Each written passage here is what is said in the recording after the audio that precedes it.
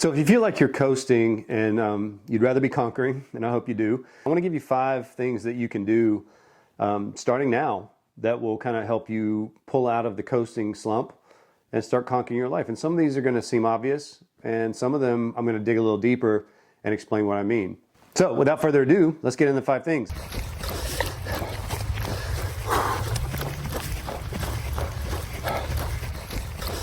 Number 1, wake up at a reasonable time. Now, before you go to the 4 a.m. club nonsense, I really want to be clear on how do you wake up at a reasonable time. You start by knowing how many hours you need to sleep.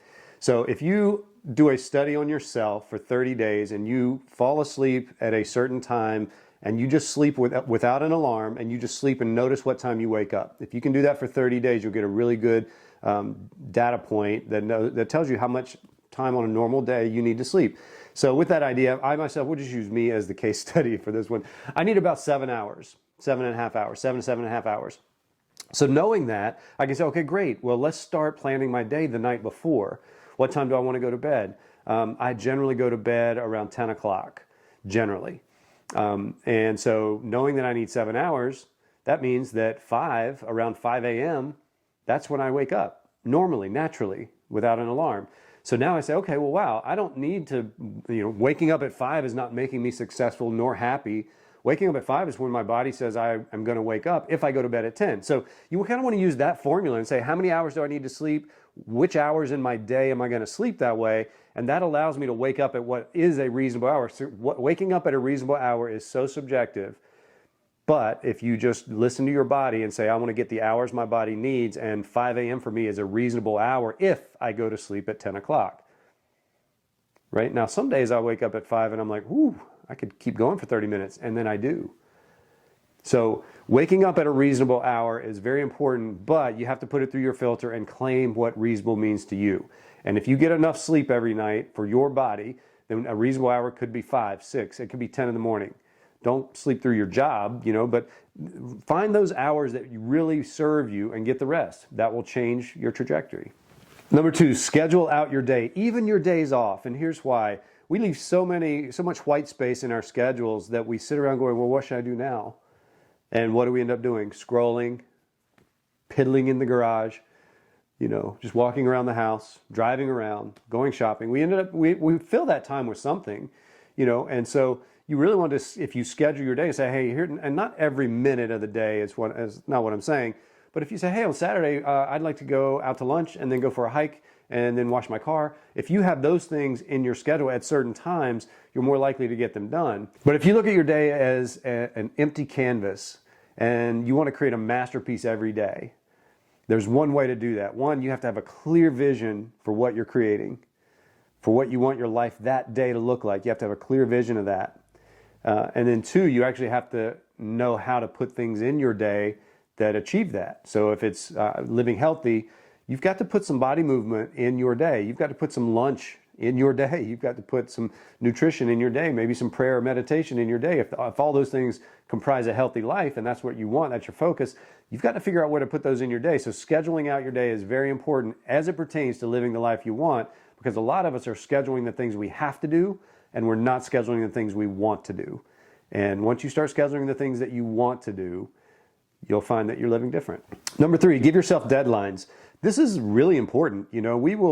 I've said it before, I'll say it again. We underestimate what we can do in a year and we overestimate what we can do in 5 years. And so when I started the ultra run, the first thing I did before I had even taken a step is I signed up for a race. That gave me a deadline. So look at all of your goals, anything you want. I want to be healthier. I want to be more spiritual. I want to have more money. By when? When do you want this to be achieved? So if we give ourselves deadlines, we can really map out goes back to number 2, we can really schedule our days accordingly. The reason that those 2 work really, really well together is that we leave a lot of things open-ended. I want to be wealthy, and there's no bookend on that. And so we don't take really direct action. And 5 years go by and we're no further along than we were before. But if we said, hey, by the end of the year, I want 3 rental properties and I want to pay half my mortgage off. You know about how much money you need if I said that. And so now you can look at your business or your career and say, well, what do I need to do to achieve that in the next 12 months? So deadlines are very important. Always set yourself deadlines no matter what it is you're doing. Number 4 is a fitting one, and it's one that I like a lot, and it's make time for movement. Notice I didn't say exercise, right? I think in our midlife, we're not training for the Olympics, most of us. In fact, I don't know anyone that's training for the Olympics in their 40s, but what we are is we want to be healthy. So making time for movement, and don't be attached to, I ran further than I've ever run in my life, or I'm as strong as I've ever been in my life. You know what? If your movement that day is to go for a walk around the block, enjoy that. Enjoy that. Get that in. Movement's important for a lot of reasons. The primary reasons are obviously the health benefit of blood flow, keeping your body in shape, keeping movement, all that, but also it reduces stress.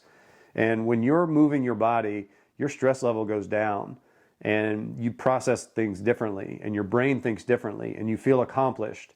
And so that's really why the movement every day is important. So always make time for that movement, but don't come at it like you're training to be number one in the world at anything. Just say, hey, my goal today is to move my body, and I'm going to decide based on the things that happen in my day what that looks like. It's not just the body movement, it's also the mind. The mind going, I've got this and this and this. These are all the things I'm doing to take care of myself. So always plan out your movement, but really every day, move your body. And lastly, this is a hot topic. This is a buzzword. Practice self-care. Now, here's what I want to talk about. There's a difference between self-care and self-love, right? Self-love is a feeling. It's how you think about yourself. I'm talking about self-care. Actually take care of your mental health. Actually take care of your body. Actually take care of the people you love. Self-care is something very different than self-love because it's actually practical things that you can do. Moving your body, that would be a form of self-care. Eating right, form of self-care. Going to therapy, form of self-care. Having a coach, form of self-care. All of these things are form of self-care, but it starts with how we think, and that's the self-love piece. But the self-care part is actually putting that into practice. So here's some things that you can do for self-care. If you're religious, you can pray more. I meditate a lot. Meditation is a way to calm the mind. It's a way to put in perspective things that I'm struggling with. It's a way to put in perspective things that I don't like about the world, and that's always helpful. I use grounding a lot. I walk barefoot in my garden at least twice a day, and that really helps me connect with the earth. It's energetic for me. But that pause, it's a 3 to 5 minute pause. That's all it is. Gets me outside, breathing fresh air out of these four walls, and connects me with the earth, and that always helps. Sometimes I'll go for a drive. Sometimes I'll go pick up lunch. So all of these things are things that I use in my day for self-care. One of the biggest things for self-care that impacts my marriage the best is I always put about 15 or 30 minutes between the time I quit work and the time I go out to my family. That time is important for me to take off the CEO hat, put on my dad hat, put on my husband hat, put on my friend hat, and show up for my family, not as the entrepreneur or the coach, but as the dad and the husband. When I show up as a good dad, I feel good. I feel good that I was able to do that. When I show up and I'm punchy and flying off the handle and irritated, I'm not proud of that. That affects my mental health. So if I can put that buffer in there and show up in a different way or a better way that positively impacts my family, that's self-care. Some people think that it's being selfish, and some people think that it's you're winning and others are losing, and that's not the case at all. When I take a 15-minute break between work and dinner with my family, my whole family wins because I'm a different guy. I've got things processed, I'm in perspective, I'm wearing my dad hat, I'm wearing my husband hat, I'm wearing my friend hat, and I just show up a different guy, and everyone benefits from that. So it's not selfish in that way. Self-care is about being the best version of you. Hey, I hope this was helpful. I tried to give you 5 tips that are not down the main line, not right down the middle, that you can really use today. If you like those, consider giving me a thumbs up, give me a like on this, subscribe, or share the video to anyone who might need to hear it. Anyway, my name is Kevin. This is Next Weekend Warrior. Hit me in the comments with anything you want to add, contribute. Your wisdom is valuable to this channel. Or any questions. I'm happy to answer those questions too.